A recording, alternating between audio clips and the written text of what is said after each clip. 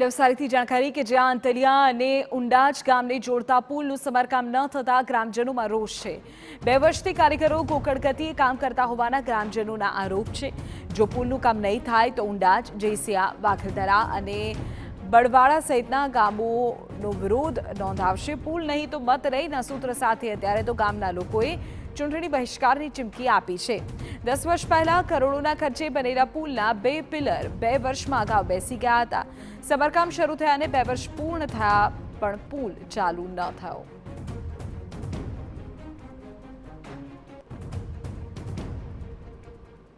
ઉંડાજ ગામમાં પુલ જે 7-8 વર્ષ પહેલાં બન્યો હતો એ 8.5 કરોડમાં બનેલો અને એ 5 વર્ષમાં ડેમેજ થઈ ગયો અને 2 વર્ષમાં એનું જે રિપેરિંગ કામ આપવામાં આવ્યું એ 5.5 કરોડમાં આપવામાં આવ્યું અને 2 જ પિલ્લર ડેમેજ છે। એ 2 વર્ષથી એમાં કોઈ પ્રોગ્રેસ થયો નથી અને ડુબાવ પુલ જે છે એનાથી ગામના લોકોને તકલીફ પડે છે। ચોમાસામાં 20 કિલોમીટર ફરીને બિલીમોરા આવવું પડે છે।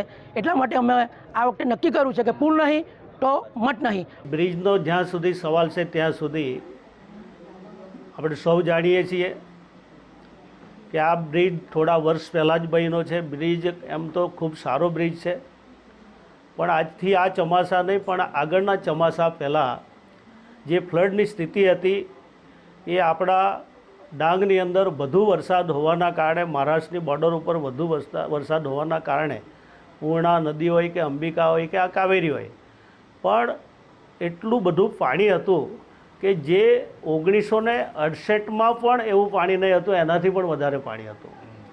એવા સમયે આ બ્રિજને 2 સ્પાન પર અસર થઈ।